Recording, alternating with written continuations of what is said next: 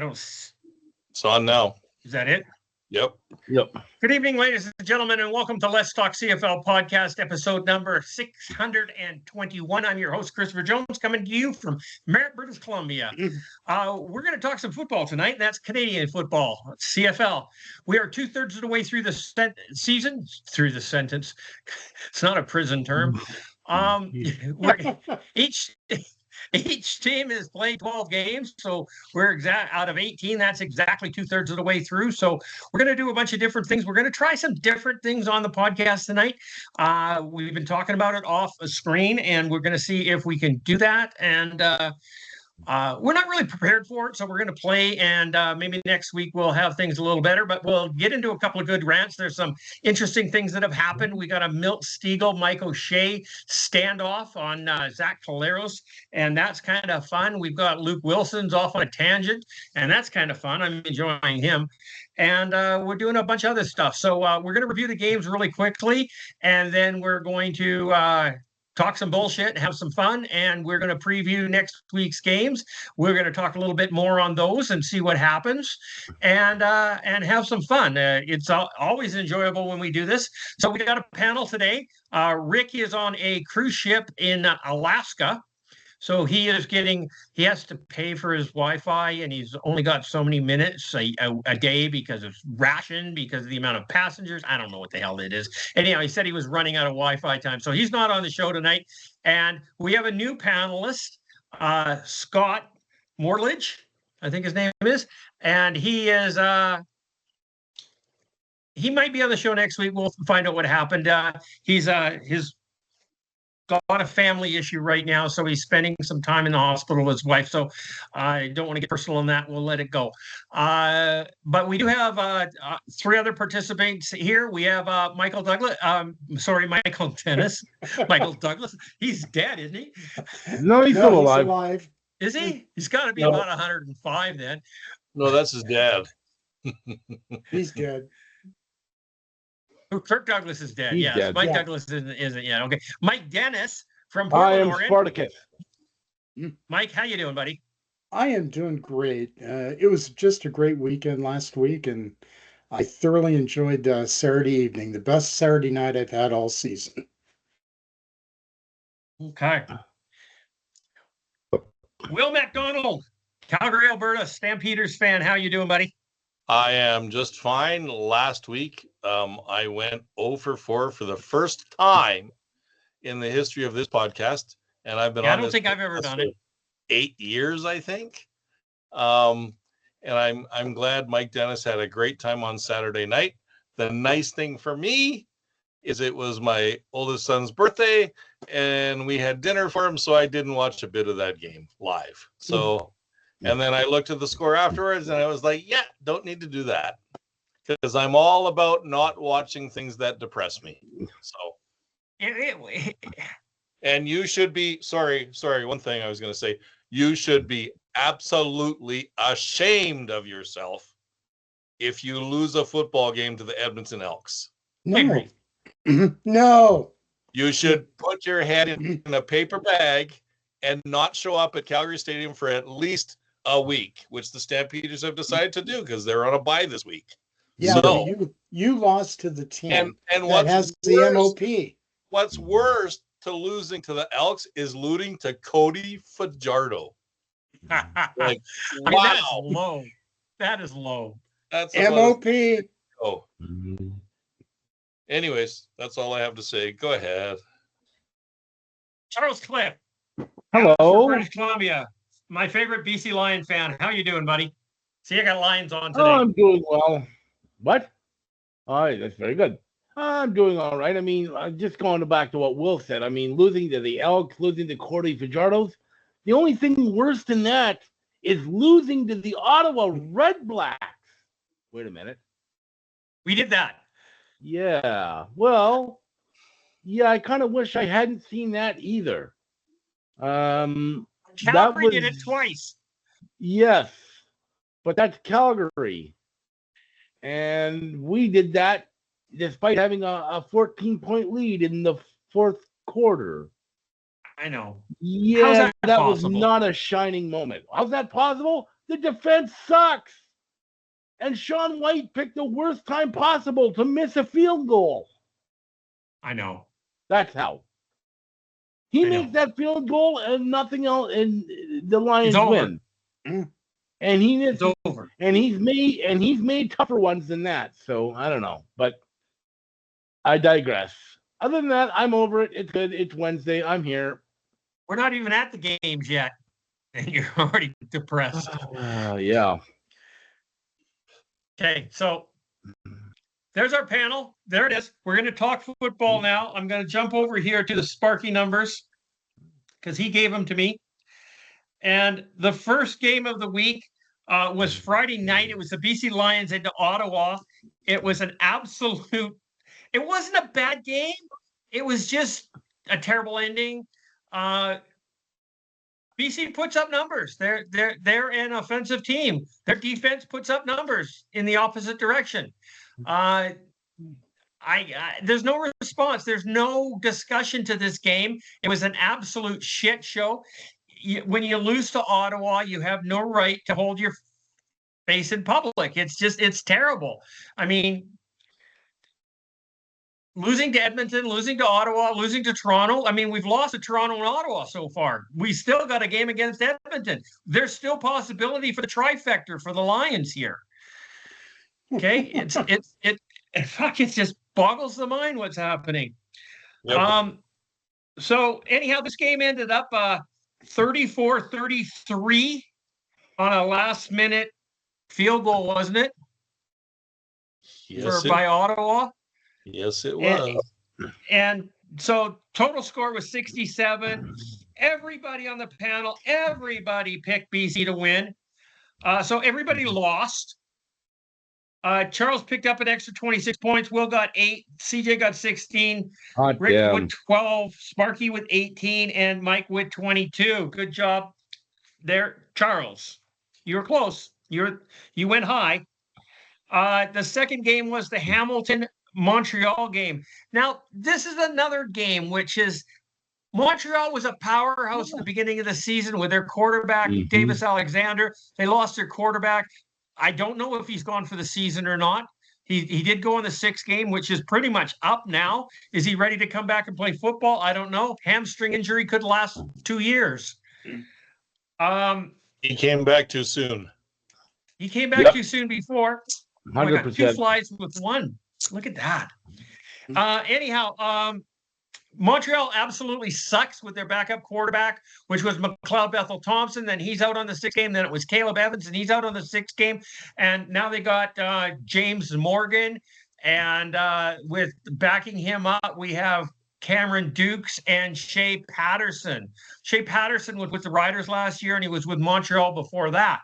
So this is his second stint with Montreal. So they're on their 4th, 5th, and 6th string quarterbacks, and they're losing. Well, but they're not. No, McLeod Bethel Thompson is back this week. He's coming back this weekend. Yep. It's not going to make a difference. He's as good as Cody Fajardo. We know that. Okay. So anyhow, Hamilton, who has not beaten a team above 500, went in and dominated this game. And because Montreal just absolutely sucks without a quarterback. So anybody have anything to add to this game, or are we just going to wrap it?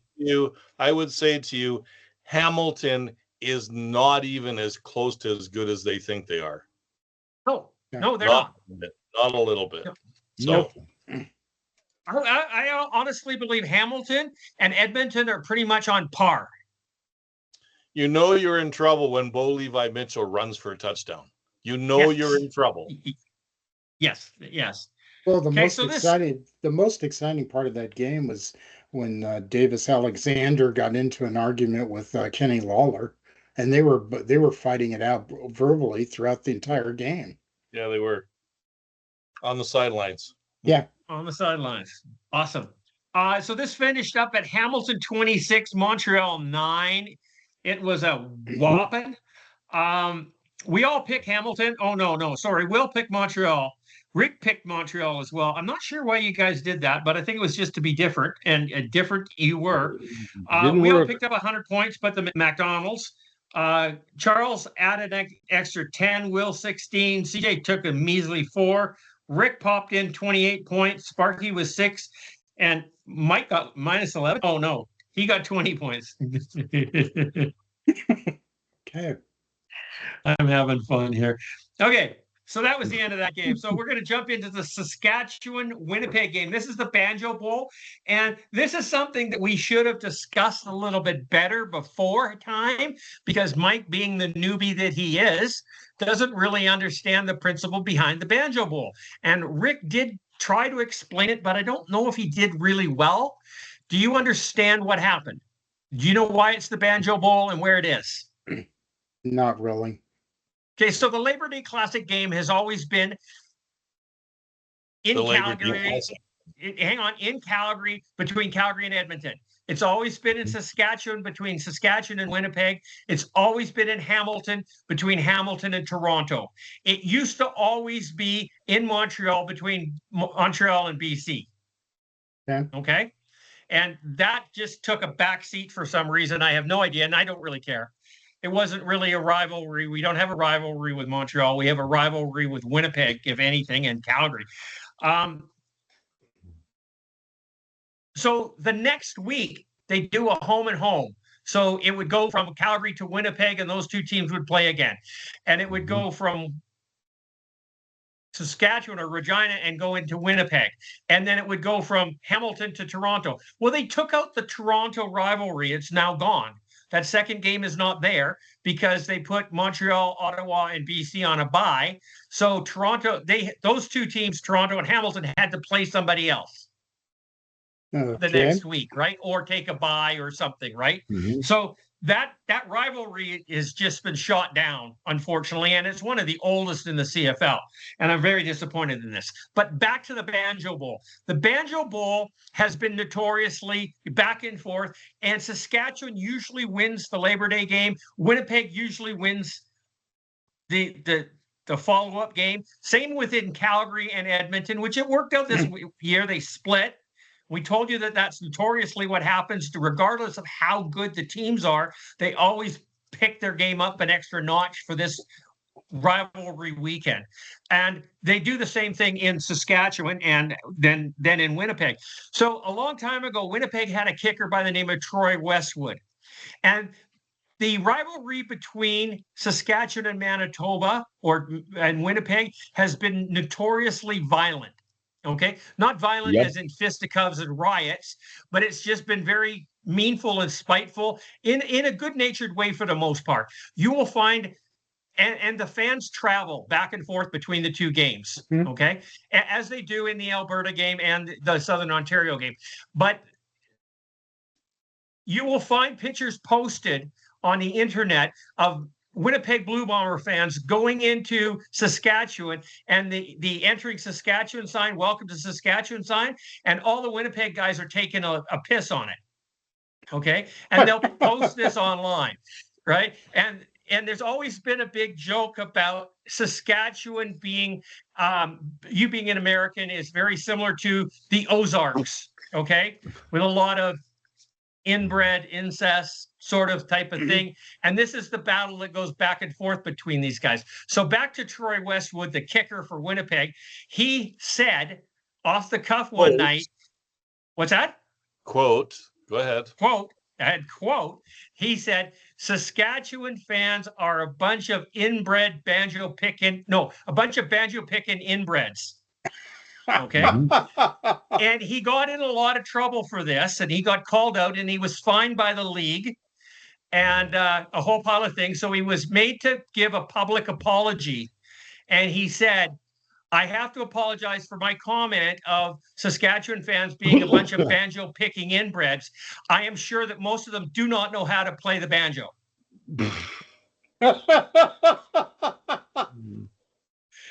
And so it's been the Banjo Bowl ever since. And now there's this beautiful trophy that they've got for it, and everything else. So it's taken on legs, and it's a wonderful thing for the CFL. We all enjoy the Banjo Bowl, even if our team is not in it, because my team will never be in it. But it's definitely something for the ages. Agree. Did I miss anything, gentlemen? You did not. Understand, Mike. Understand Saskatchewan and Manitoba are sister provinces. They're side by each. So that's what creates the rivalry. And it's only a quick 6-hour car drive to Regina from Winnipeg and vice versa. So lots of people drive up for that. So you get a lot of crossover fans at the games and stuff like that. Yep. Yes.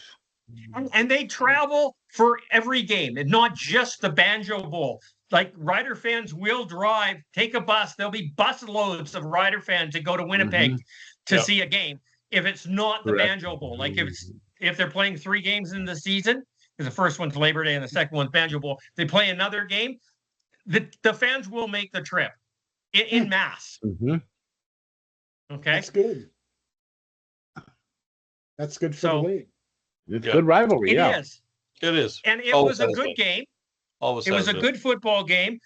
Winnipeg, and we're going to discuss this. Zach Claros was taken out on an illegal hit in the third quarter, and he was removed from the game, and he is not back, and he is not going to be playing this week.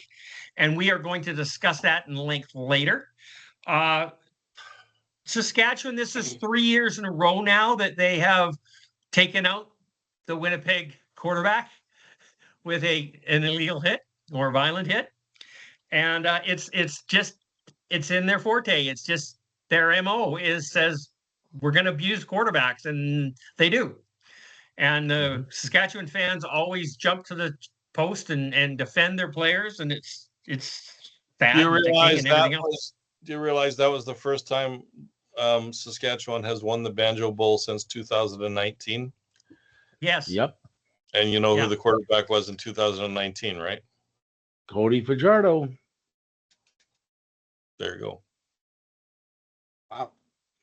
Has Cody played with every team in the league? No. Cody's played for BC Lions, Toronto, Saskatchewan, or then Montreal and Edmonton. He has not been to Ottawa, Hamilton, or Winnipeg. Or Calgary. But he plays Cody goes, he doesn't really play football anyways. So he doesn't really play football more than half. Kevin Glenn is the one that did he play for every team? Nope. He was property of every team, but he never there was I think at least one team that he was actually Ottawa. He was property of them, but never actually played a game for them. He was taken in the expansion draft for the Red Blacks, right? And signed to a contract, and then they signed Henry Burris and released Kevin Glenn. That's right. Okay, but he has been possession of every team in the league, and that's right. Yes, he needs to get in the hall. Okay, I agree with that. So the Banjo Bowl ended up with the Saskatchewan Roughriders defeating the Winnipeg Blue Bombers at home in Princess Auto Stadium. And did you see the post on Princess Auto Stadium where they messed up the words to say incest? No, I did. Yeah. See, somebody photoshopped it. I might have laughed. Yeah, it was good. Laugh. Okay. Saskatchewan 21, Winnipeg 13, total of 34 points. We all picked Winnipeg to win. We all lost that game. Even though Saskatchewan won the previous game, we thought Winnipeg was going to win the home and home. And there it is. Final score was 34 points, very low scoring. Charles, you got picked up an extra 8. Willie got 10. CJ a measly 2. Rick got 6. Sparky with 4. Mike, you got a big 0 there, buddy. Yep. Will would be proud of you. Yeah, but I didn't go 0 for 4 this week. Donuts for us, right? No, you didn't. No. And the last game was the what do you guys do? You have a name for this game, Will? Battle of Alberta, isn't it? Battle of Alberta. The Battle of Alberta rematch, which is the return of the Labor Day Classic.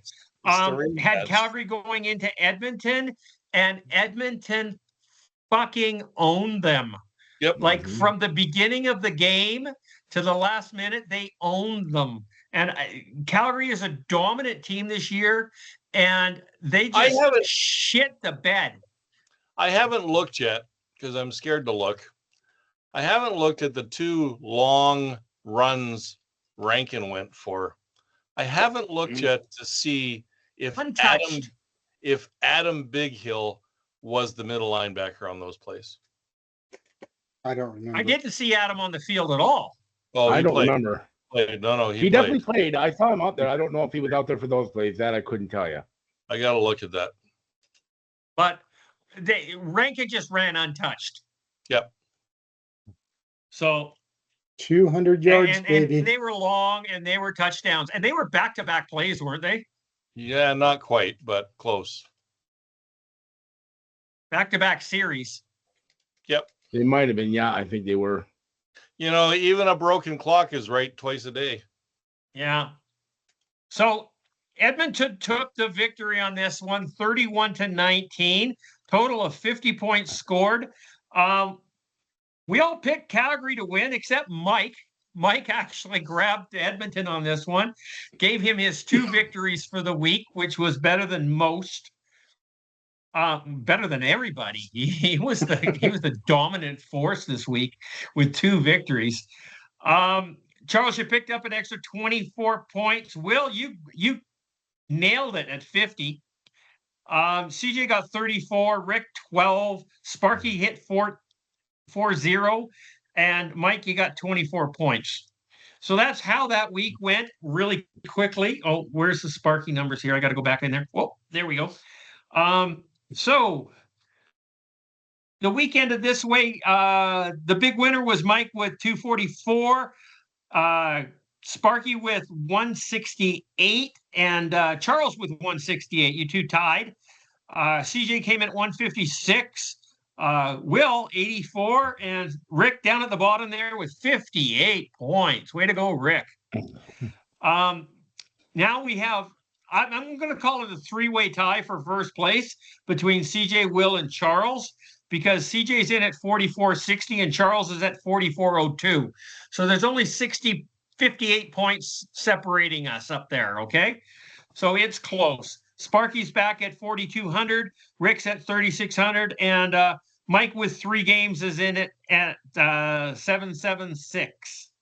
So you're averaging 200 and some odd a game there. I'm catching Mike, up. that's not so bad. My goal is to beat Rick. I'm thinking you're not going to do it, but it's a lofty goal. No, I'm thinking you're going to catch all of us, Mike. Just keep on picking Edmonton. Okay. I will. Yeah. I'm going to make you a believer in Edmonton yet by the end of the year. No, you're not. No, you're not.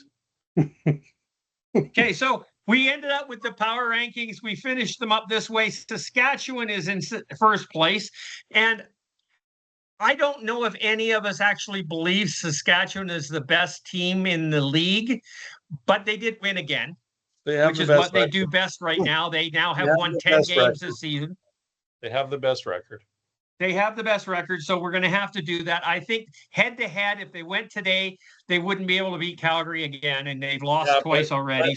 Let's face it. Playing the Western Final in November in Saskatchewan it leans towards Saskatchewan. Sorry. Nobody wants to do that. 100%, considering Vernon Adams can't play in foul weather. Nobody wants to do that.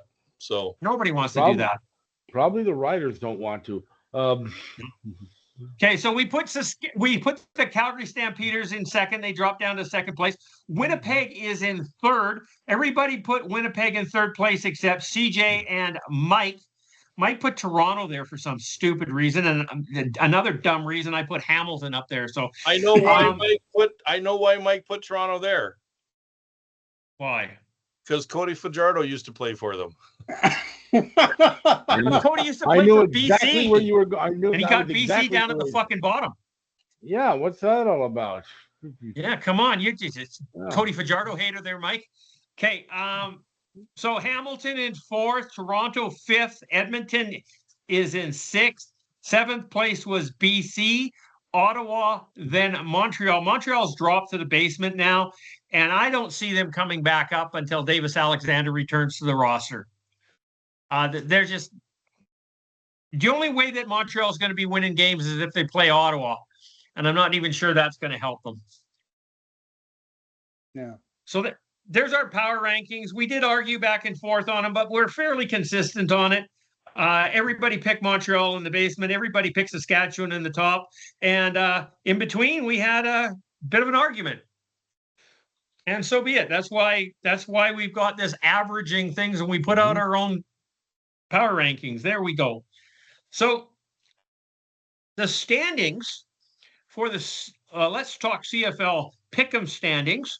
Has CJ in the lead for the season at 33-21. Will is at 32-22, as is Charles at 32-22. Sparky's at 31-23. Rick is at 26-28. He's below 500. And Mike is above 500 at 6-5. You know, one of the things that Sparky might want to add to this, I'm not going to say that he should, but if you give us our percentages. Not a bad idea. Okay. So then we can see Mike has not been here since the beginning, but at 6-5, is that as good as 31-23? You know, the math's not in my hand right now. I don't believe it is. But it's definitely better than Rick's 26-28. Yeah. So, right. So, Mike, your lofty goal of beating Rick, you're already there, bro. You're already there. At least percentage-wise, yep. But the percentages would be a good thing there. Just ballparking this. Okay, so we're going to do our game picks right now because I think we should.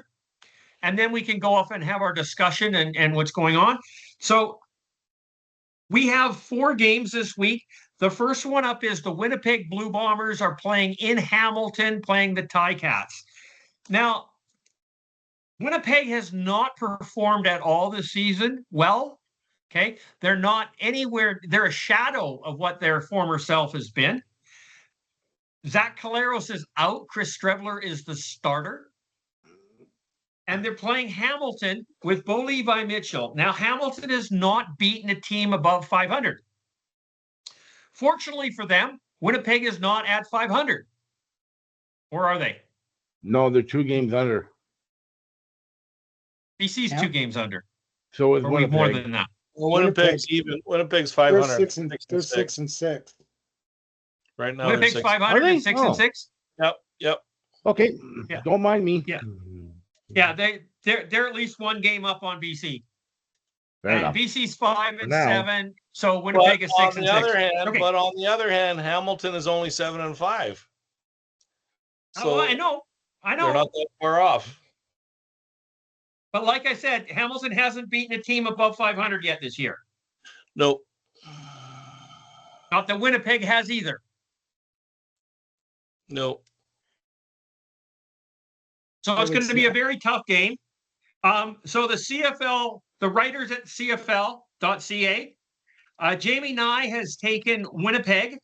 Now, let's just see what they're doing here. Jamie Nye is 32-22, which would be tied with Will and Charles, I believe.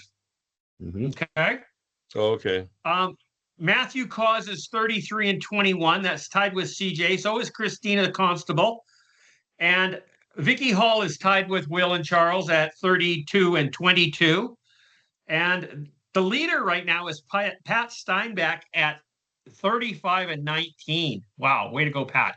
So Jamie Nye and Vicky Hall have taken Winnipeg. The other 3 have taken the Hamilton Tiger Cats. Okay, so where are we going from there? FanDuel betting odds has Hamilton by 7.5 with an over-under of 50.5. CFL Pick'em has Hamilton at 83, which is shocking because there's way more Winnipeg Blue Bomber fans online than there are Hamilton Tiger Cat fans. So there's not a lot of faith in the Bomber faithfuls, shall we say. So we got Hamilton, or Sparky has taken Hamilton at 55. Rick is taking Winnipeg at 58. What say you, Mike? I think because of Bo Levi Mitchell's going to have a big game. He's got more weapons available to him than Winnipeg. It's going to be Hamilton and 47 points. 47 points. I think, and CJ is going to go next on this one. And just for the simple fact that Zach Caleros won't be playing, really handicaps Winnipeg. They have a great running game with Brady Oliveira. They have a great running game with Chris Strebler. If the O-line can bust them open some holes, Winnipeg is going to be a challenge to deal with. Hamilton has been good against the run this year. Not great, but good. Not as bad as BC. Anyhow, Bo Levi Mitchell has a game. Nobody's going to stop him. Winnipeg's not going to be able to do it. CJ is going to take the Winnipeg the Hamilton Tiger Cats at 54 points. I'm picking 54 points because that's my mean average for the season. I'm taking it with every game. And I've been doing very successful with that, just picking one score. So I'm going to stick with it for the rest of the season since we're 2/3 of the way through. And I'm taking the Hamilton Tiger Cats. William. I should pick Hamilton. It seems that this year, correct me if I'm wrong, Charles, CJ has been more of a Bo Levi Mitchell fan than I've ever been. No. Yes, you have. I wouldn't disagree with that. See, look at that. Anyways, I am okay. Point. The way I look at it. Hey, stop for a second. Stop. Yes, Stop. Yes, sir.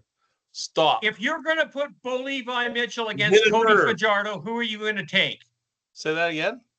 If you were going to put Bo Levi Mitchell against Cody Fajardo, who would you pick for the better quarterback? I would say the game would be a tie. Fuck off, you do. Okay. So if you're going to pick Bo Levi Mitchell and Chris Strebler, who's the better quarterback? Bo Levi Mitchell. You think? Okay. CJ's taking Bo Levi Mitchell with the Hamilton Tiger Cats. But my question would be to you, who is the better shot putter? Chris Strebler. He can't throw the ball. He puts it. That's the only way he throws it. You know what? I got to believe, and I got to keep the faith. I'm going to go Winnipeg 50, baby. 58? 50. 50. Winnipeg is taking, Willie is taking Winnipeg at 50. You homer. Yeah, yep. That's it. You're falling back to your youth. I'm hoping one of these games, Winnipeg is going to be so embarrassed by their performance that they just overtake everybody. Okay? Yeah, not this year. Good luck. Charles, what are you going to do, buddy? Oh, geez, I just have no faith in Chris Strebler to win a game. Yeah, he beat the Lions earlier this year. I know, blah, blah, blah. Nathan Rourke wasn't playing. True story. Right, exactly. But he's not a good quarterback. He's never been a good quarterback. He can't pass. He struggles reading defenses. Bo Levi Mitchell, like we were just saying, superior quarterback. Bombers haven't been great. Hamilton's been okay. Hamilton's the better team. Hamilton's who I'm picking because, quite frankly, they're the better team. They got the better quarterback. And Winnipeg disappointed me. I thought they'd be more competitive during the 2-game series with Saskatchewan, and they weren't. So it is what it is. Hamilton, 48 points. 48 points. Okay, yeah. Excellent. Okay, the next game up is going to be a rematch of the home and home between the Ottawa Red Blacks and the BC Lions. This time it's at BC Place under the dome. And I hope that the BC Lions are fucking embarrassed about losing to Ottawa Red Blacks last week because that was embarrassing. Okay? So I have to call this one as a slaughter. But let's see what the CFL pick them. The writers have taken BC Lions straight across the board. And I think they actually have that indigenous logo here that they've used. Mm-hmm. I really like that logo. I do too. I really want one of the BC Lion t-shirts for that, but didn't happen. FanDuel betting odds has BC at a whopping 9.5 points over Ottawa. CFL Pick'em has BC 87, Ottawa 13. Sparky Calculator has BC at 57, and Ricky is picking BC at 58.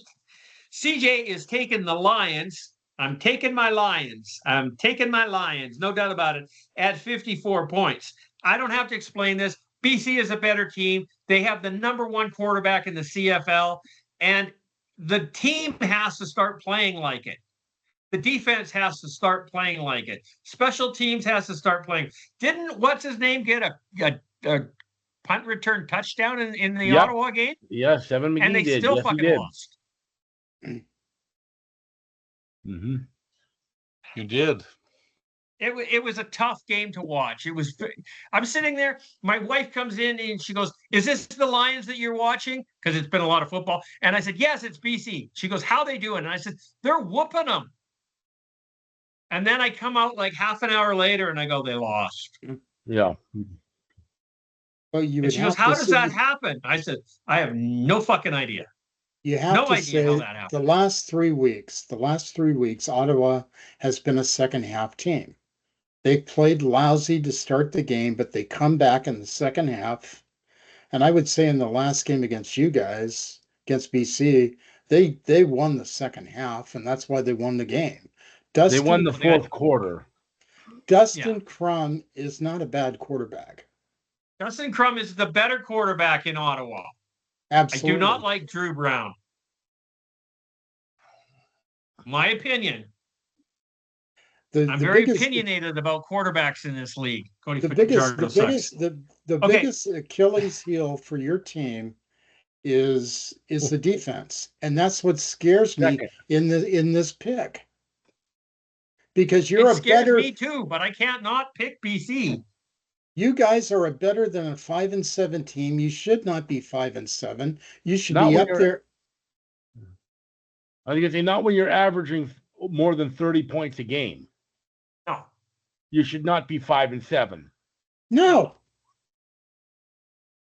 That's how bad the defense is, but that's why it's called the greatest team sport. Team is the key there. 100%, William. 100%. It's about the W for the team. Because the only reason I'm going to pick BC this week, you know what? You know what the only reason is? There's only one reason. Me off? No, there's two reasons. There's two reasons. They're at home, and Nathan Rourke is playing. Okay. So, but why wouldn't he be? Well, I'm just saying that's the only reason, because there's nothing else on BC that I want. Like, sorry.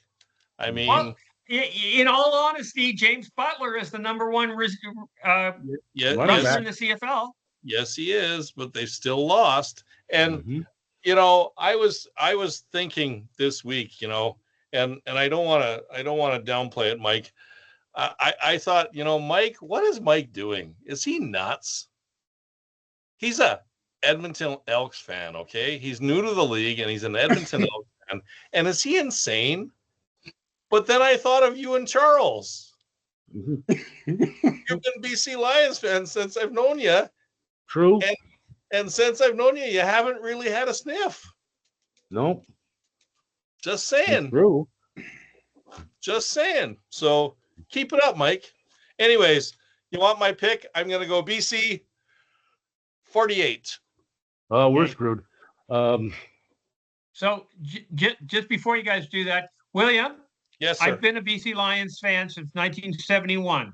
I said since I've known you. Since I've known you. 53 years. 54 years. I've only known you for about 11 years.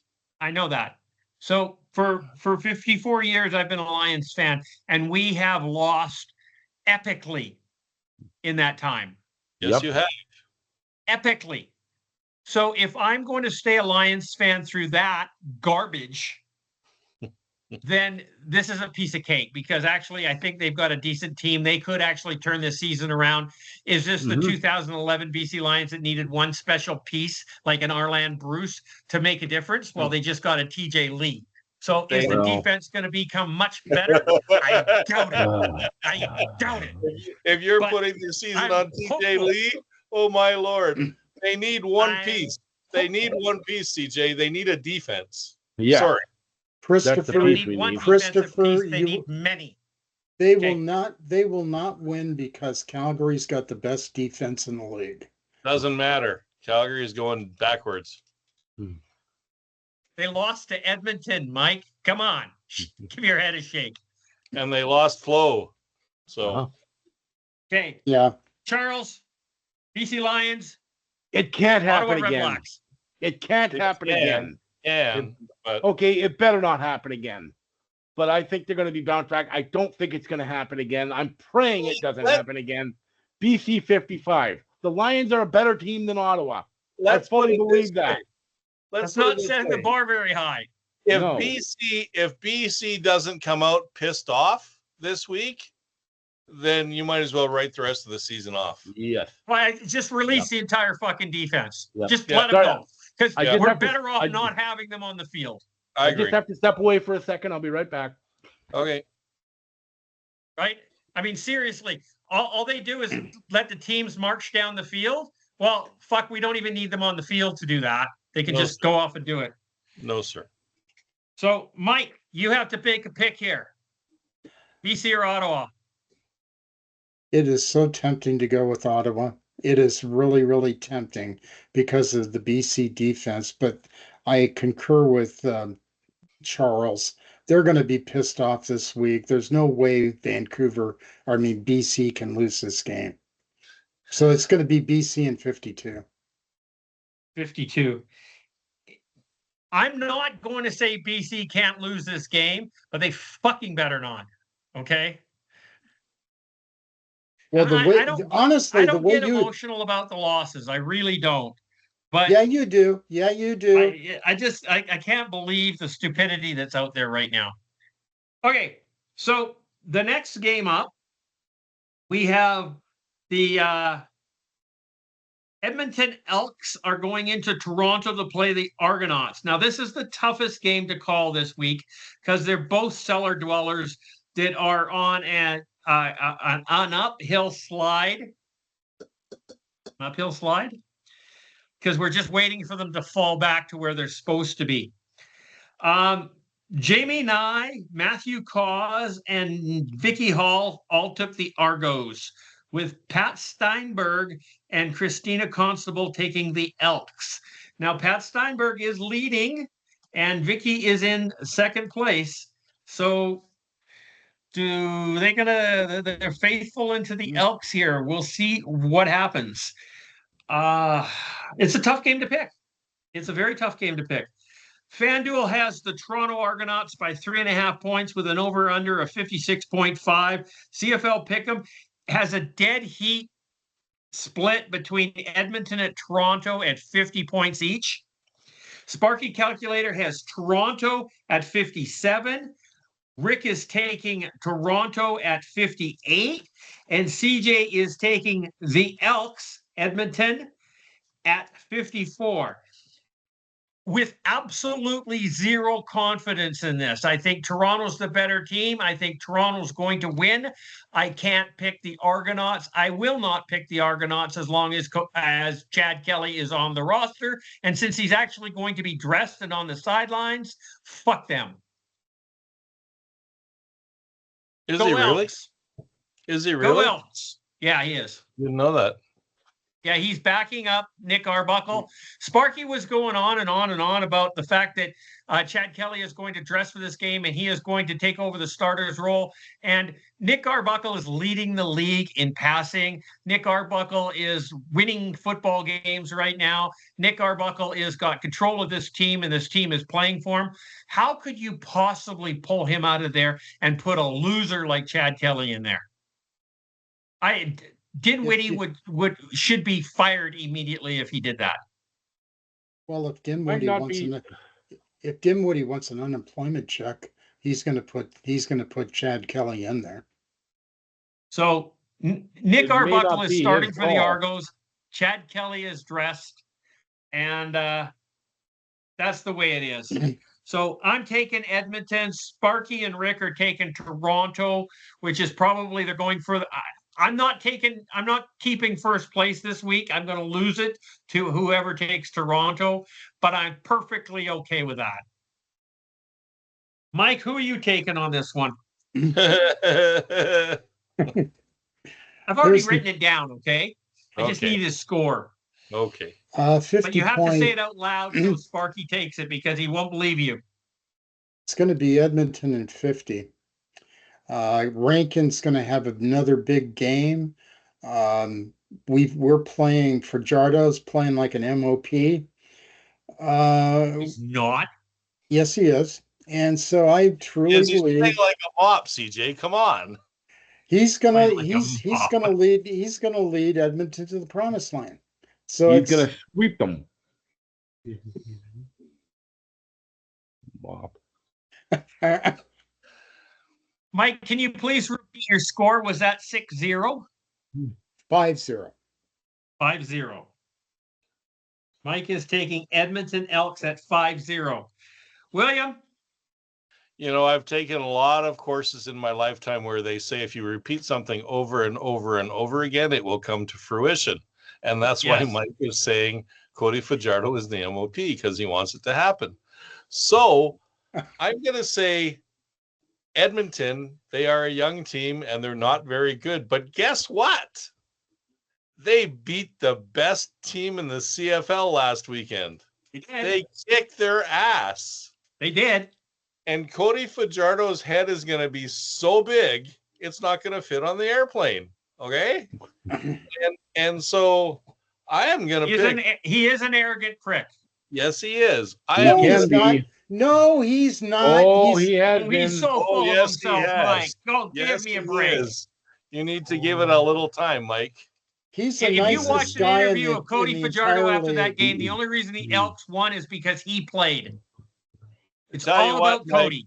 I tell you what, Mike, I was at the 2018 Grey Cup, and I was in the Saskatchewan room, and Cody Fajardo was on the stage going on and on and on about no problem. Next year, they were going to win the Grey Cup because this year he threw the ball and it hit the upright, and that's the only reason they weren't in the Grey Cup.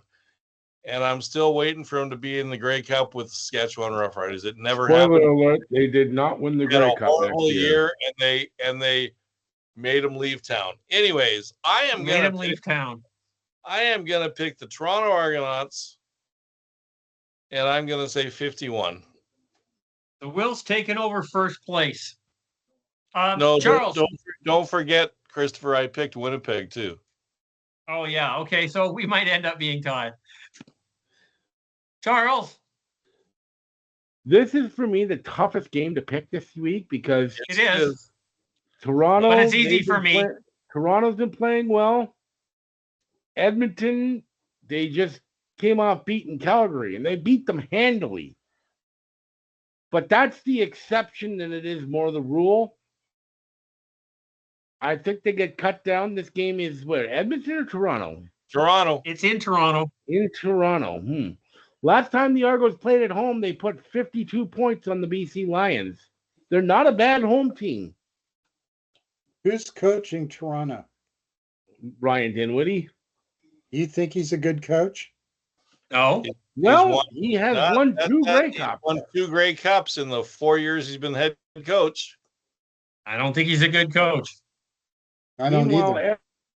Edmonton's coaches won 4 games. So, yeah. Anyways, 5. We won 5. Okay, well, he won 5. That and 50 cents will get you. That and 50 cents will get you a pack of bubble gum. Go ahead. I'm going to go with Edmonton, or excuse me, I'm going to go with Toronto to knock off Edmonton at home. I just like, I don't know. I just don't see Edmonton putting back-to-back games together. and I'm still not convinced they're talented. I'll say this, with Fajardo, they're a much better team than they were with Trey Ford. I still don't think they're very good. They're not ready to go on any sort of prolonged run. I picked Toronto to win this game. And I'll go 53 points for Toronto, with Toronto. 53 points. The only reason why Cody Fajardo is a better quarterback in Edmonton than Trey Ford is because of the offensive coordinator. Yeah, that may be true. The offensive coordinator does not know how to play call for Trey Ford. No, I really believe it's because Cody has more experience. Sorry. Well, and he does. And I'm not denying that. But you know what? Davis Alexander does not have a lot of experience, and he's 8-0. Yeah, but he hasn't played for 7 weeks. He hasn't played this week. The last game is the Montreal Alouettes, and they're coming into Saskatchewan to play the Rough Riders. The CFL writers have picked Saskatchewan straight across the board. Yeah. FanDuel has Saskatchewan by 7.5 with an over-under of 51.5. CFL Pick'em has Saskatchewan at 95, Montreal at 5%. Sparky Calculator has Saskatchewan at 48. Ricky's taken Saskatchewan at 58. CJ is going to take Saskatchewan at 54.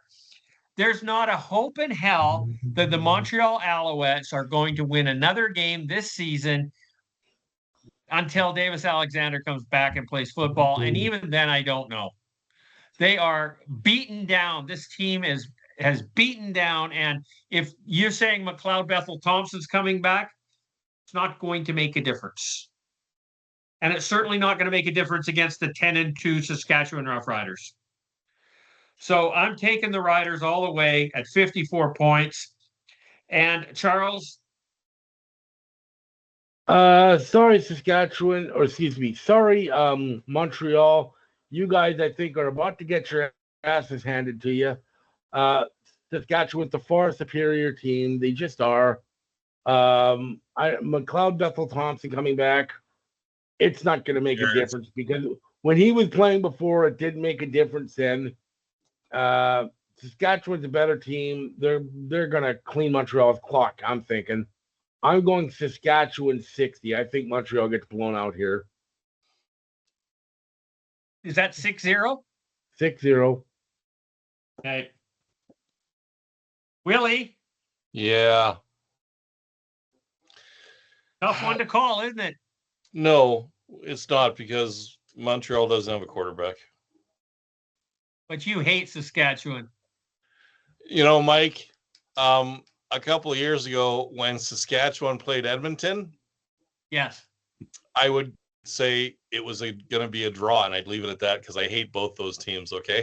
I hate both those teams, okay? I know. Me too. So, but I yeah. Anyways, let's go Montreal 55. You hang on, Montreal?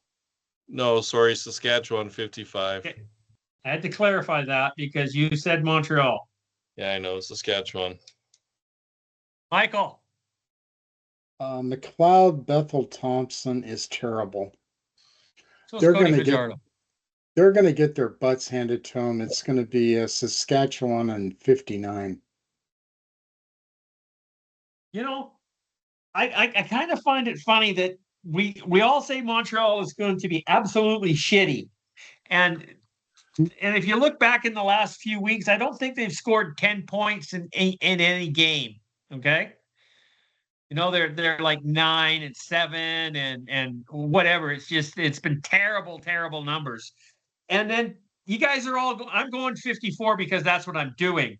But you guys, like Charles went 60, Mike went 59. So you're thinking that Saskatchewan's going to put up 45 points? Yep. Possibly.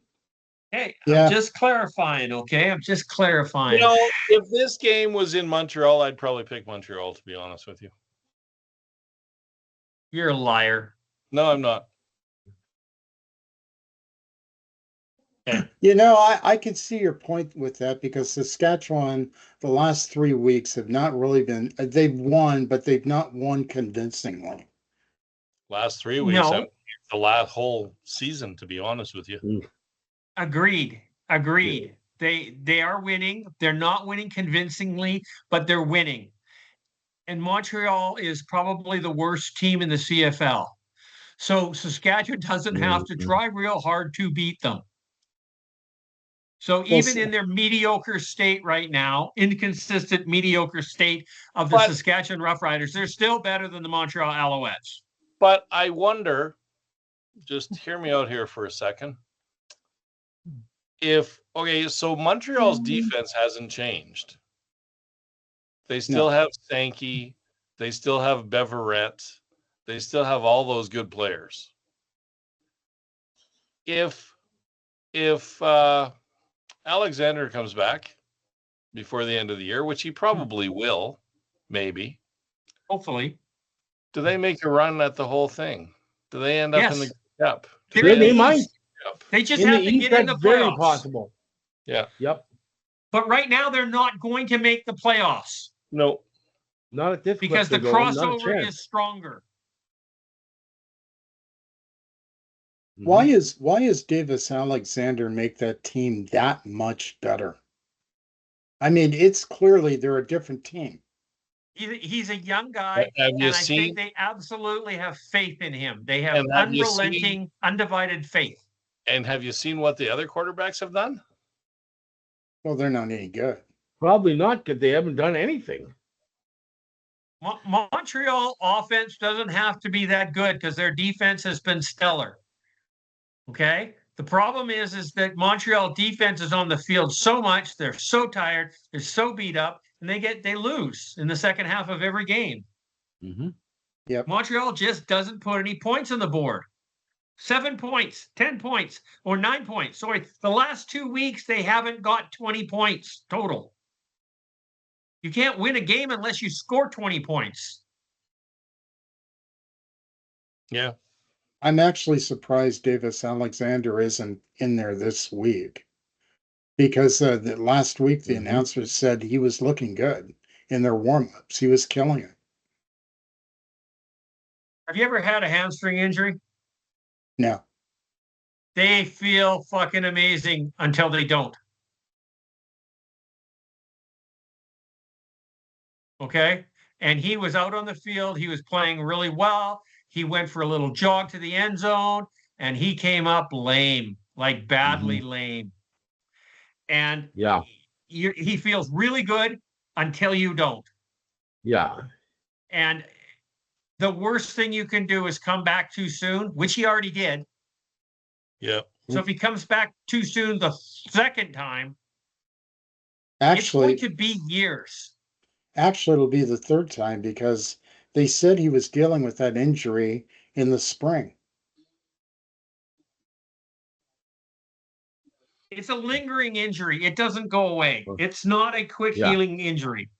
And he got injured on a play that didn't look like it was anywhere serious. No. What's his name in Calgary? Come on, Philpott. He was out an entire season, Mike, with a hamstring. With a hamstring, yeah. He was. It two injuries that if a football player has one of these two injuries, you just go, oh my God, he's gone for a year and a half. One is an Achilles, and the other's a hamstring. Yep. What's that, Will? Achilles and hamstring. Achilles and hamstring. And ACL, of course. Well, that goes without saying. That's because they cut you apart. Yeah. Sometimes Achilles you never come back from. No. And they're never the same. They're never as good. Well, there was that player for Calgary, and he wasn't a real popular player 2 years ago. He tore his Achilles tendon. It took him an entire year to come back. And the first game he came back in, he tore his other Achilles tendon. Oh God. Yep. And we've never heard from him since. So, as our standings sit right now, in the West, Saskatchewan is 10-2. Calgary is 8-4. The Blue Bombers are 500 at 6-6. And Edmonton and BC are tied at 5 and 7. BC is in the lead for the simple fact that they don't have the season series yet, but they've won a game. They won the first game of the first week. Did they win two? Mm-hmm. You guys okay, won so we two. have the season series with them because I know we have one more game with them. Okay. Yeah, but we beat them over twice. in the East, you have the dominant Hamilton Tiger Cats at 7 and 5. Barely over 500. And there's first. And then you have the Montreal Alouettes in second place that are tied with fifth place in the West at 5 and 7.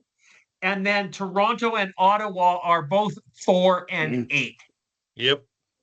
They're not far behind either. So I am not going to say the crossover is a gimme right now because it certainly isn't.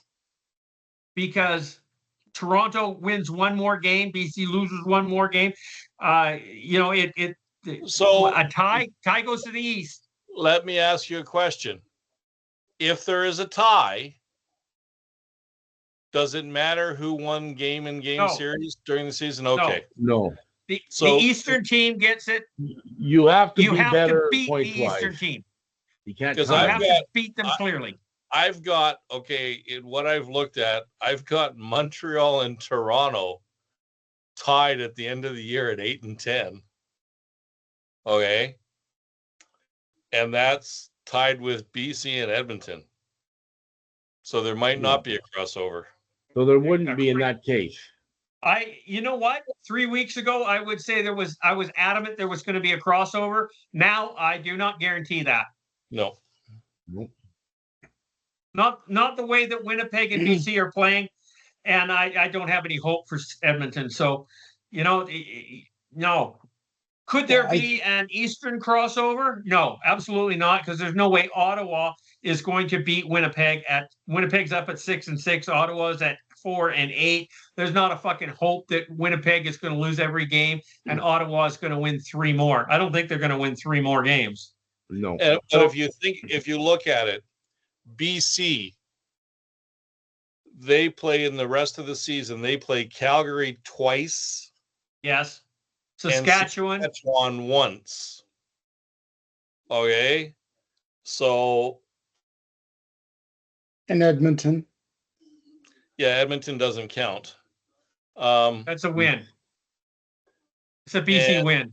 And Edmonton plays BC, Calgary, and Saskatchewan, and Hamilton. So, pretty good chance. Yeah, it's hard to say, man. There's 6 games left. Yeah. So, I think in for the Winnipeg, I think if for in the Edmonton East, to make the playoffs, they got to win 4 games. Who? For Edmonton to win get in the playoffs, they have to win 4 games. Yeah. BC has to win 3. So, and what I predicted is both of them are going to win 3 games out of their next 6. So, and that could go either way. But Winnipeg, if you think about it, Winnipeg only has to win 2 out of their next 6 to be tied with those 2 guys. I know. So, but for you, the struggler, who knows if that's attainable? Correct. I mean, they do play. So, go ahead. I'm just going to say, should we move on, or are we going to keep talking about the playoff situation at this point in time? Move on. I just want to jump into Charles's agenda here for a minute. Okay. I want to deal with this Winnipeg Blue Bomber quarterback situation, which is what Will was just alluding to, that they may not win 2 games. Charles was alluding to the fact that they may not win 2 more games with Chris Streveler as the quarterback. Now, is Zach Collaros gone for the season? I doubt it. Is Zach Collaros even injured? The hit that he took was illegal. I don't care what any Rider fans say, that when you're wrapping up the quarterback, when he is behind the line of scrimmage and your helmet hit his helmet, that is roughing the passer. That's not up for debate. There's no rule that says that it won't be. You can literally take your hand out and slap him on the top of the head with the helmet, and it's roughing the passer. You cannot hit the head of a quarterback behind the line of scrimmage. I don't care who you are. That's the rule. Play by the rules or suffer the consequences. They suffered the consequences. They got a roughing the passer call. They went back 15 yards, but Collaros stayed down. Now, a lot of Rider fans saying that he won the Academy Award for that performance, that he was acting, that it just goes on and on and on. I'm sorry. I don't believe that Zach is going to do any of that to get a penalty on another team. It was a penalty regardless of whether or not he got injured. So I don't believe that he stayed down for anything else. Is this Saskatchewan Rider player going to get fined, or is he going to get suspended? He will never get suspended for that. It was unintentional. And I don't think he should be fined. I don't think it was a malicious hit. I don't think it was bad. It was an accident, and shit happens. Okay. Did Zach get hurt by the helmet hitting the helmet, or did Zach get hurt by his helmet hitting the turf? It's irrelevant. Zach got hurt. Now, I've been a fan of Zach Collaros. I think he's one of the top 5 all-time quarterbacks in the CFL. That's up for debate, and that's not for tonight. I've watched this kid since he was with the Toronto Argonauts, backing up Ricky Ray, and Trevor Harris was behind him. I watched him go to Hamilton and absolutely light up this league and get destroyed by not having an O-line to protect him. He's got amazing skills. He has the ability to read defenses. He is a master behind the line of scrimmage. He's too old. He's had way too many hits to the head. And I said 2 years ago that Zach Collaros should retire. Well, he still can put 2 and 2 together to come up with 4. Can he do that anymore? I don't know. I'm not going to speculate on the extent of this injury. I really don't care if he's injured or not. I still don't think that he should get back on the field. I don't think he should have came on the field at all this season at all. And this is his 3rd injury this year. 2 of them they deemed a neck injury, upper body injury with the neck. This one it is his head. At a certain point in time, you have to say no more. Now, that being said, when you're in your twilight years, you try to make as much money as you can because you are not going to make money, this amount of money ever again, because after football, you're not going to make $600K. He's making $600K this year. He's making $600K next year. The best thing for Zach Collaros right now is to stay on the 6-game injury list until next season. And then the Bombers have to pay him his full salary because you cannot release a person from a contract when he is injured. Okay. Yes, that's playing dirty pool, but I would not step on the field again if I was Zach. I'm still going to get the paycheck. I'm going to get the paycheck next year. What were the odds of Winnipeg extending him for another season after that? He'd have to win the Grey Cup. There's no way that Edmonton or Montreal's going to do that. No way Edmonton's going to do it either. But I love these little jabs at Mike. Anyhow, that's my belief. Now, Milt Stiegel, TSN analyst, former Hall of Fame receiver with the Winnipeg Blue Bombers, absolutely destroyed Edmonton in one game. Do you guys remember that when he caught that pass with like 2 seconds left in the game and ran it back for 60 some odd yards and absolutely destroyed the Eskimos? It was wonderful. It was a great game. One of these days, what are you going to do when Edmonton wins the Grey Cup this year? I'm going to laugh. Okay. because it's not going to happen. Nope. I've watched Edmonton win the Grey Cup enough times in my lifetime. I don't need to see it again. Correct. I've never seen it. I want one more time. No, Okay, go back, Mike. Pull out your VCR, grab the tapes from 1976, and you can watch it. Yeah, you can even watch what it was at 2012, wasn't it? 2015. 2015. Go to 2015 or go to 1987 or something like that. Okay, if you go to 2015, you'll see another one of my top 5 quarterbacks of all times playing football. Okay, and he played for Edmonton. His name was Mike Riley. I've heard of him. Yeah, I'll bet you. And He's Ricky rooting. Ray too. Don't forget Ricky Ray over there. I bet you both of them are rooting for Cody Fajardo. No, they're not. They don't like Cody Fajardo. Nobody likes Cody Fajardo. Go back to the 70s, Mike. Watch a guy by the name of Dan Kepley, greatest middle linebacker in the CFL history. And I'm not going to dispute that. No, he was great. Yeah. Okay. So we have a bit of a situation where Milt Stegall comes public and says on TV that Zach Collaros should never play another game of football. He should retire. What the fuck is he thinking? I ad-libbed that little bit at the end. Yeah. We don't disagree with Milt. He's 100% accurate. Okay. No. I don't know if he has the right to say such a thing live on TV when they historically don't say shit if their mouth is full of it. Okay? They won't say Cody Fajardo is a terrible quarterback. They won't say that Toronto Argonauts team sucks. They won't say anything bad about anybody in the league. For Milt Stegall to come out and say that Zach Collaros should retire before he's a vegetable, he's not wrong.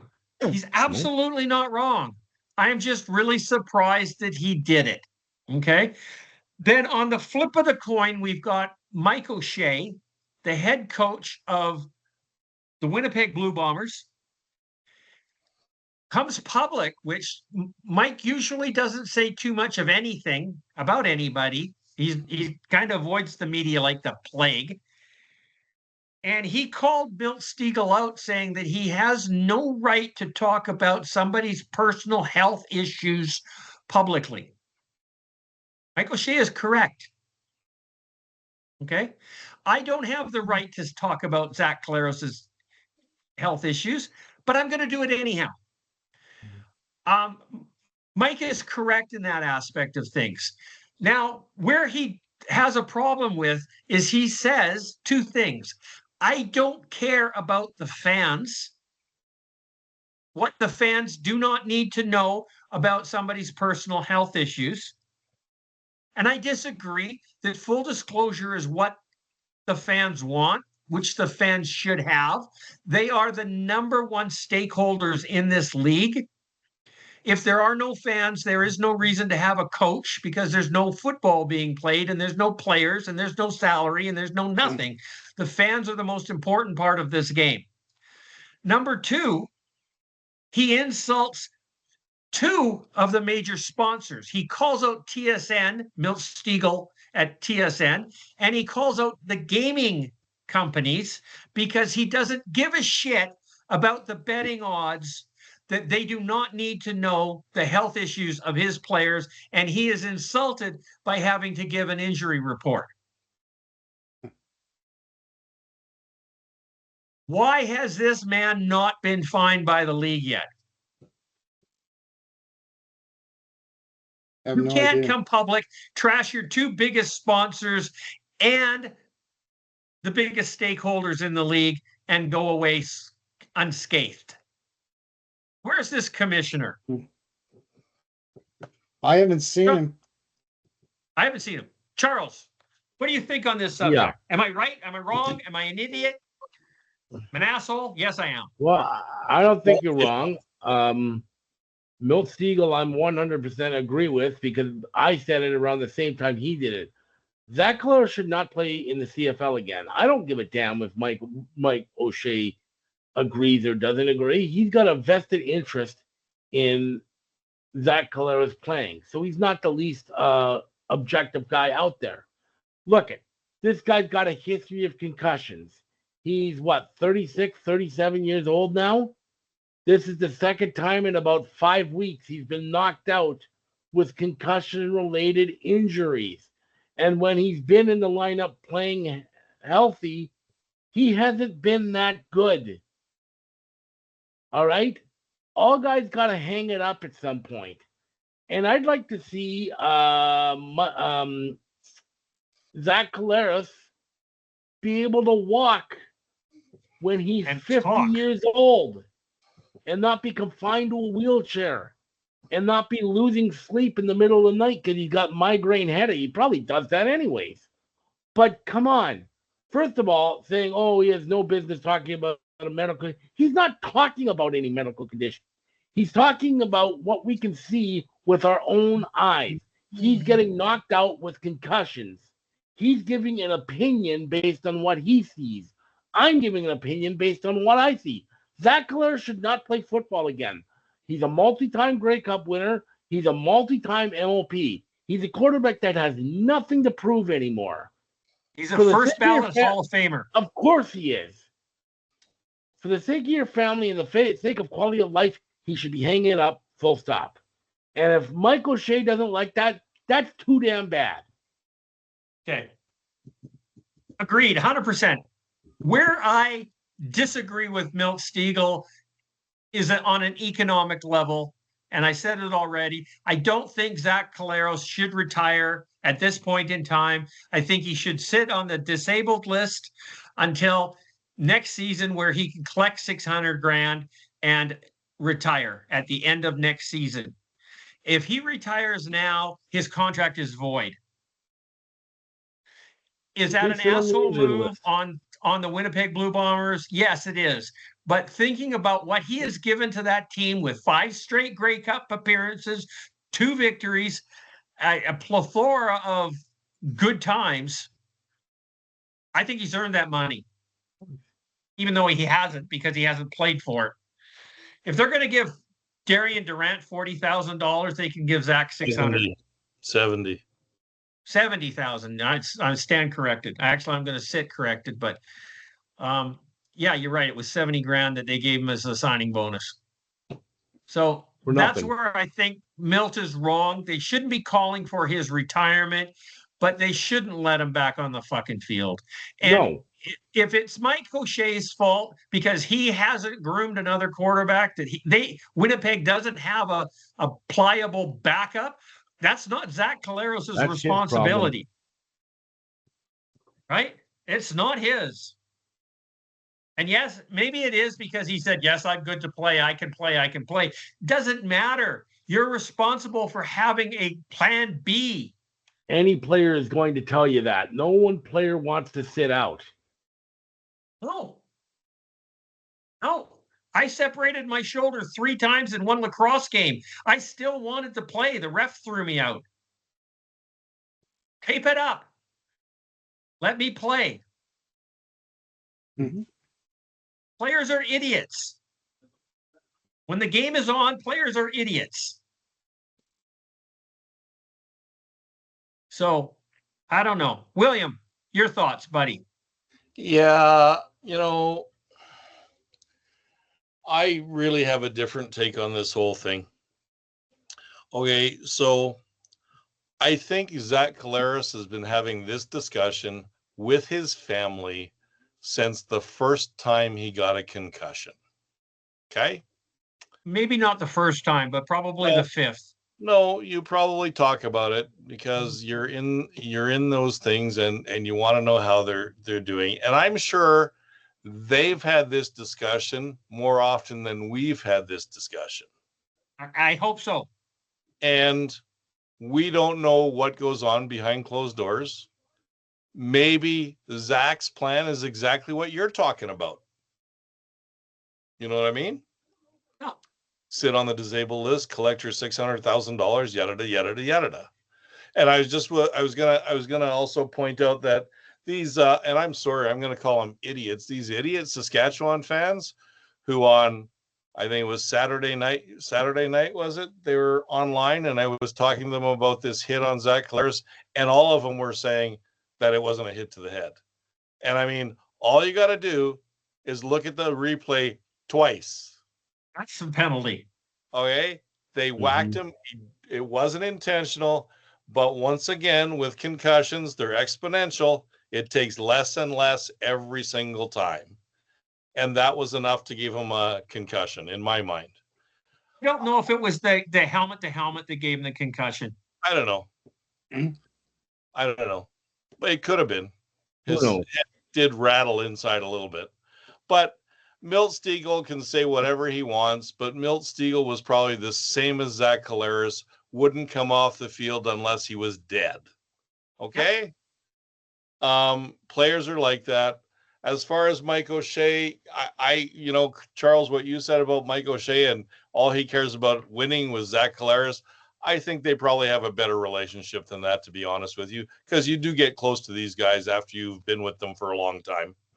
No, I mean, I didn't say all he cared about was winning, but I did say he had a vested interest with Zach Collaros playing. He does because his football team has a better chance of winning when he plays. So that's what I said. I didn't say all he cared about was winning. As far as Mike O'Shea dissing TSN, well, Milt Stegall did the same thing because he works for TSN.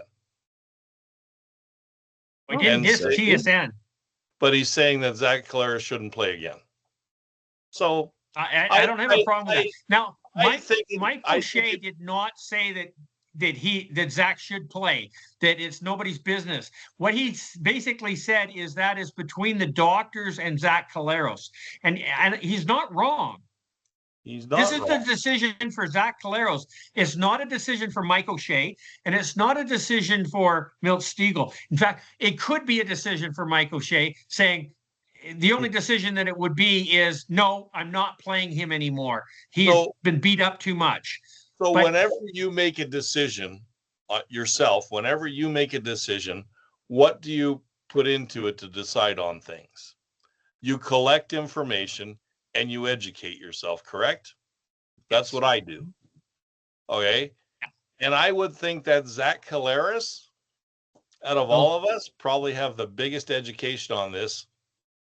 And I'd hope so. That's what he's basing his decision on. And I bet you Mike O'Shea has quite a bit of education on this as well, because I'm sure Mike O'Shea was also, and we remember Mike O'Shea as a player, that guy would play when he was dead. He would. He was a great player. He also gave more concussions than he received. Well, I'm sure he's had a few because he used to hit people like big time. So I always hated him as a linebacker because he was so nasty. But so to me it's totally Zach's decision. Do I want to see Zach play again? Well, it's the only chance Winnipeg has of winning a Grey Cup. Okay, and even at that, I don't know if that's a very good chance. So I have heard rumors that there's a guy in Winnipeg who's in the wings, and they haven't put him on the fields yet, and Strevler still plays. So I don't know, man. We'll see. Yeah. We'll see. And it's too bad if he does go, because he's been a big asset to this league. He has 100%. Like I said, he's one of my favorite players. And he's never played on a team that I liked. Well, that's not true. I didn't really mind Hamilton. And I think he's probably tougher than Mike Riley was. Fuck off. No, I'm serious. I don't think so. Because that last year in BC, Mike Riley got the shit beat out of him, and he just quit. I'm done. Fuck it. I'm done. Okay? I don't want to die. I don't want to die. Okay? On that BC Lions team in 2019, that was ridiculous. I'm not going to die. Ridiculous, the beating he took that year. Yes, it was. Yes, it was. I thought it was rather funny, but that's beside the point. So there's humor in it now. There wasn't at the time. Oh, yes, there was. For me, there was. Sorry. He just literally got the shit kicked out of him. Every single day. So we have 3 more stories here. Yep. We don't have enough time. No, we don't. But we're going to go over them really quickly. McLeod Bethel Thompson is off the 6 game, so that's not really a story. Who cares? We've got MLSE strikes a deal to strengthen the profile of the Toronto Argonauts / Buffalo Bills. Bullshit. I didn't read this story, so I'm really not going to make any comment on it. I think that this is just stupid, but who am I to say that? I don't know one way or the other, but this is just MLSE thinking that they're more important than they are, in my opinion. Yeah. They're trying to get their foot into the NFL is what they're doing. I'm totally convinced of that. Of course they are. But Toronto's has never supported the NFL the way that they need to. When they had NFL games there in the Super Bowl, in the Superdome, or whatever that place is called, Skydome or whatever, they didn't sell. It failed. It failed miserably. They don't. I remember the BC Lions brought the Seattle Seahawks and the San Francisco 49ers up for the American Bowl in BC Place, and I went to the game. It was boring as hell. I almost fell asleep during the game, and there was nobody there. There wasn't 10,000 people in the stands. So, everybody in Canada is saying that they're big NFL fans, but when push comes to shove, put the rubber to the road, they're not. So I don't know. I know some guys. I know some guys in Calgary who will spend $5,000 on a trip to go to an NFL game. And I know. Usually it's a shitty NFL game, and they once spend $1,100 in Calgary to get season tickets for an entire season. Yeah, because they don't understand football and they don't know football, in my opinion. And that's it. That's the whole thing. Anybody who says that the NFL is a better game doesn't understand football. They're not basing it on anything that's intelligent. I don't say either one is better. I say they're different. They're different. Yeah. They're not the same game. No. The CFL, in my opinion, is far more exciting. Is it a better game of football? I don't think so. I think that the players are better in the NFL. Okay, they're the higher end. They're the upper echelon of football players. But the skill set between the two games is different. Yeah. But why doesn't football work in Toronto? They don't support the Toronto Argonauts. And Mike, this is okay. This is what started my whole thing about changing the podcast, was you asking that question earlier, okay? Because I really want to spend some time answering that question for you, but I think we're going to save it till the off season. Okay. That could literally be a 2-hour lots discussion. of time and no games to talk about. Okay. And I'd really like the podcast to take on an educational element for CFL fans, because we all know the game. We've been following it for our entire lives, with the exception of Mike. And I think we do have something to offer in our interpretation of the game and the rules, especially for somebody who is not been watching the CFL. And I just recently became a member of the CFL Fans in America, or something like this, Facebook group. And some of the questions that they ask, they really have no idea about the game. They love the game, but they just don't understand it. And I try to help them as best I can by answering the questions. But again, a lot of it is my opinion, and most people don't like my opinion. Mike, did you ever play football? No, I did not. Okay. I studied it, but no, I didn't get to play. Okay. I've watched it my entire life. My dad played it, but when unfortunately, your dad played it. My dad played it. Okay. My dad played it at a semi-pro level. Okay. And he refused to allow me to play football. He said, "You're not going to do it." And I wanted to. Well, no, it's just the average person doesn't know what's going on. They really don't know what's going on. And I believe you don't know what's going on unless you've played it or you've known someone who's played it, who's taught you about it. My dad taught me the game. Right. So, like most people believe that the offensive defensive lines are just a bunch of fat guys running into each other. Baloney. No, not even close. Whole different ball of wax there. Okay. That's one of the most complex positions to play, period. Absolutely. It is. And we could do 28 shows on the offensive and defensive lines and how the game is played and still not cover everything. Yeah. This is a complex chess game with multiple pieces in motion at the same time. There's a reason why there's 15 coaches. There's just it's an amazing game and I love it to bits. And once again, one of the reasons I love doing this podcast is I actually get to talk to people who know what they're talking about, because there's nothing worse than talking to somebody who doesn't know.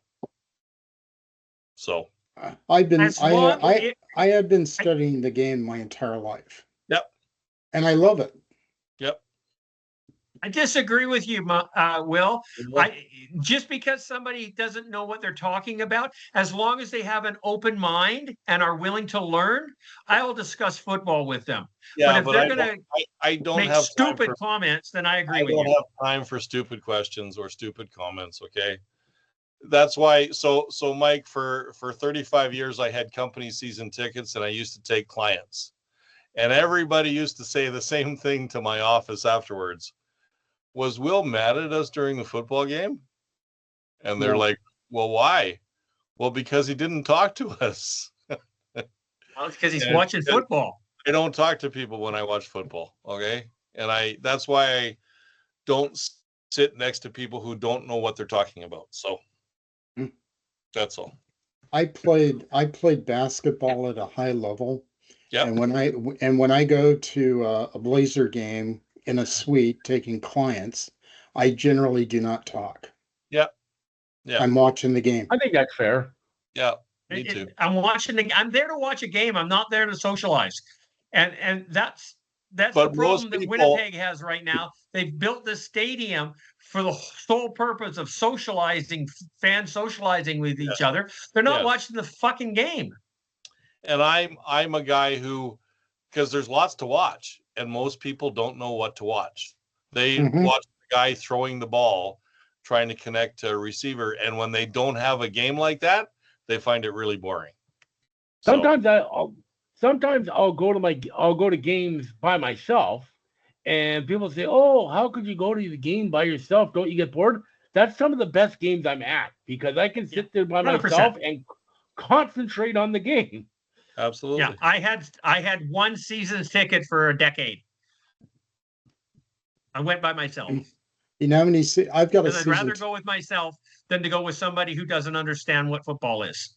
I've got a season ticket to the Portland Trailblazers, and I've got one ticket for that very reason. So I think we're going to wrap this show up. Sounds good. And this has been Let's Talk CFL podcast episode number 621. I'm not going to say that this is our new format, but I did enjoy this show, and I did enjoy the interaction between all of the guys here. It was good for me. I'm your host, Christopher Jones. I forgot to do that. Before I sign off, I have something really important that I want to do, and it rips my heart out. And Charlie Kirk was assassinated today in Utah. This was extremely sad. I don't want to ever make this show political. I have very strong political beliefs, and not many people have the same as me, because I'm neither side. But Charlie Kirk was a wonderful man. He was brilliant. He was very well educated. He was very well learned. He wasn't well educated. I would love to have debated a lot of different subjects with him. I think we could have got along really well, but we would definitely be on the opposite sides of many things. But I respected him immensely, and his ability to debate, I was in awe of. and for him to be assassinated for his opinion Yep.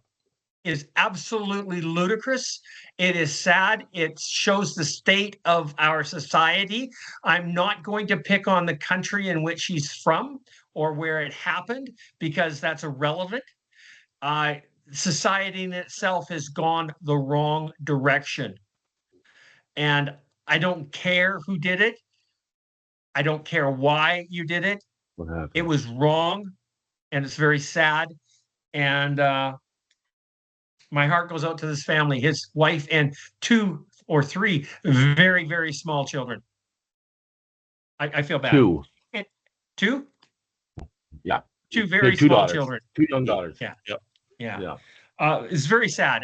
I watch him on TikTok all the time. You know, he just flips. I'm scrolling through, and I'll go past all the chicks with the big tits, everything else. Maybe not all of them, but then I'll stop and listen to Charlie Kirk rip some liberal apart, and it's phenomenally entertaining for me. I loved it, and I'm very saddened to hear that he was taken from us at such a young age. So anyhow, I'd like to say goodnight and take care. Enjoy the football games this weekend. And we'll talk to everybody on Wednesday of next week. You guys were in the chat daily. And do give Scott another chance there, Will, please. Yep. And we'll see how that works. Okay, say goodnight. Michael, you go first. Good night. Enjoy the games. And I totally agree with what you said about Charlie Kirk. Yeah, I don't want to end the show on a downer like that, but I think we'd be really remiss of not saying something. Mm-hmm. And I didn't want to bring a downer to the beginning of the show. William? Yes, everybody watch football this weekend. And go Elks, go? Nah, forget it. No. Not going to happen. Go Argos! Yeah, baby. Like I said, zero confidence. I have zero confidence in the Elks winning, but I picked them. Yep. Okay, Charles, sorry, my bad. I was thinking okay. Charlie Kirk there. Yes. Mm-hmm. Good night, folks. Please don't do this to us again, Lions. It's been 2 games where we've just been Toronto and Ottawa. Win. It's Ottawa. Go friggin' beat them. Wake up. Especially you on the defense. But yeah, good night, everybody, and enjoy this weekend's games. Okay. I'm going to hit the button now. Oh, where did it go? Mikey. Here it is. Stop recording. Mikey.